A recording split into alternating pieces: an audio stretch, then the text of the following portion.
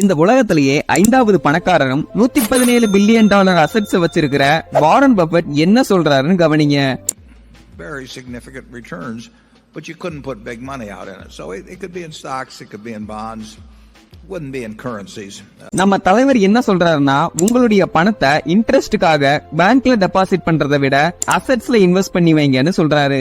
Banks எல்லாமே நம்ம பணத்தை கம்மியான இன்ட்ரெஸ்ட் கொடுத்து எடுத்துக்கிட்டு அதை விட அதிகமான இன்ட்ரெஸ்ட மத்தவங்களுக்கு லோன் கொடுத்து எடுத்துக்குது. சோ நம்மளோட பணத்தை பேங்கை விட நல்ல ரிட்டர்ன்ஸ் தர அசெட்ஸ்ல இன்வெஸ்ட் பண்ணி வச்சா உங்க பணம் பல மடங்கு வளரும். அந்த மாதிரி நம்ம வாரன் பஃபெட் சஜஸ்ட் பண்ண ஒரு 3 அசெட்ஸ பத்தி தான் இந்த வீடியோல சொல்ல போறேன். வீடியோவை ஃபுல்லா பாருங்க. ஃபர்ஸ்ட் அசெட் தி பிரீசியஸ் மெட்டல். பணம் 10 செய்யும் நம்ம எல்லாருக்குமே தெரியும். ஆனா அதே பணத்தை நம்ம சும்மாவே கையில வச்சிருந்தா அது ஒரு வெத்து பேப்பரா தான் இருக்கும்னு எத்தனை பேத்துக்கு தெரியும்? இத கவனிங்க. சொன்ன மாதிரி நம்ம பணத்தை பணமா வச்சுக்கிறத விட நல்ல ஒரு அசெட்ஸ்ல இன்வெஸ்ட் பண்ணி வச்சுக்கிட்டா ரொம்பவே நல்லது. நீங்க நினைக்கிறது கரெக்ட் தான். அந்த பிரீசியஸ் மெட்டல் வேற ஒண்ணும் இல்ல, கோல்டு. இத காட்ஸ் பிரைஸ்னு சொல்லுவாங்க. இதனுடைய வேல்யூ ஏறவும் செய்யும் இறங்கவும் செய்யும். இத நீங்க ஒரு லாங் டர்ம் இன்வெஸ்ட்மெண்டா வச்சுக்கிற பட்சத்துல இன்ஃப்ளேஷனை பீட் பண்ணி கண்டிப்பா ஒரு நல்ல லாபத்தை சம்பாதிச்சிருப்பீங்க.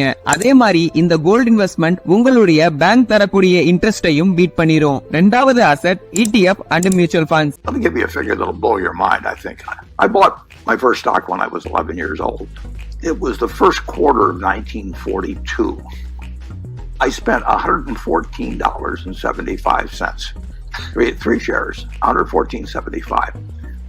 If I put that 114 into the S&P 500 at that time and reinvested the dividends, think of a figure to what it would be worth today. Oh man, $400,000 today, one person's lifetime. Now the market's gone down many times during that time. People have panicked during that time. Headlines have been terrible. But if you buy it for 10, 20, just keep buying the S&P 500 index and forget about all the other nonsense that's being sold.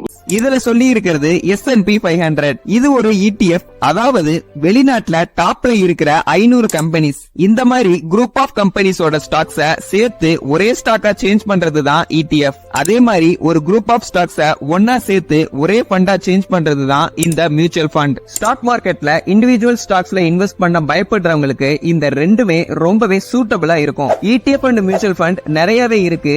வெளிநாட்டுல S&P 500 மாதிரி நமக்கு இருக்கிறது Nifty 50. இந்த Nifty 50 follow பண்ற ETF and mutual ஃபண்ட்ஸ்ல உங்களுடைய investments பண்ணி வைங்க.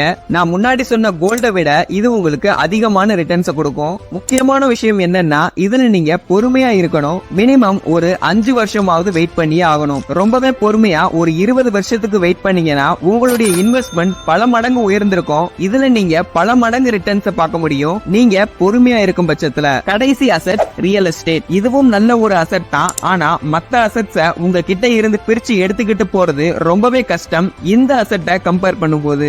இதுல கொஞ்சம் கவனம் இருக்கணும். எந்த ஒரு இடமா இருந்தாலும் சரி, எந்த ஒரு ப்ராப்பர்ட்டியா இருந்தாலும் சரி, நீங்க பை பண்ணும்போது சரியான பிரைஸ்ல தான் வாங்குறீங்களான்னு 1க்கு 2 புரோக்கர்ஸ் கிட்ட நல்லாவே கிராஸ் செக் பண்ணி வாங்குறது ரொம்ப அவசியம். அதே மாதிரி தான் செல் பண்ணும் போதும் கரெக்டான பிரைஸ்க்கு செல் பண்றோமான்னு கிராஸ் செக் பண்ணிக்கிட்டு செல் பண்றது நல்லது.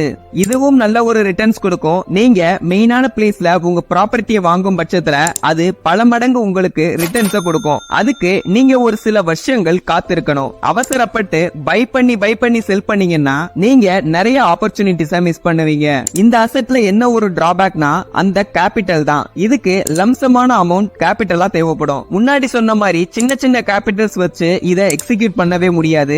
நீங்க ஒரு லேண்ட பை பண்ணணும்னா கண்டிப்பா உங்ககிட்ட நல்ல ஒரு லம்சமான கேபிட்டல் இருந்தே ஆகணும். இந்த 3 அசெட்ஸ்ல எனக்கு பர்சனலா கேட்டீங்கன்னா ETF அண்ட் மியூச்சுவல் ஃபண்ட் தான் ரொம்பவே பிடிக்கும். இது எனக்கு ரொம்பவே யூசர் ஃப்ரெண்ட்லியா இருக்கு. அதே மாதிரி எனக்கு எந்த ஸ்ட்ரெஸ்ஸையும் கொடுக்காது. நான் சொன்ன இந்த 3 அசெட்ஸ்ல ஏதாவது ஒரு அசெட்லயாவது நீங்க உங்களுடைய இன்வெஸ்ட்மெண்ட்டை இப்போல இருந்தே ஆரம்பிங்க. அதே மாதிரி நான் சொன்ன இந்த 3 அசெட்ஸ்ல ஏதாவது உங்களுக்கு டவுட்ஸ் இருந்தா கமெண்ட் செக்ஷன்ல கேளுங்க, நான் உங்களுக்கு ரிப்ளை பண்றேன். இதே மாதிரி பினான்சியல் கண்டென்ட்ஸ்க்கு நம்மள சப்ஸ்கிரைப் பண்ணிக்கோங்க. உங்களுடைய பினான்சியல் கோலை அச்சீவ் பண்ணுங்க.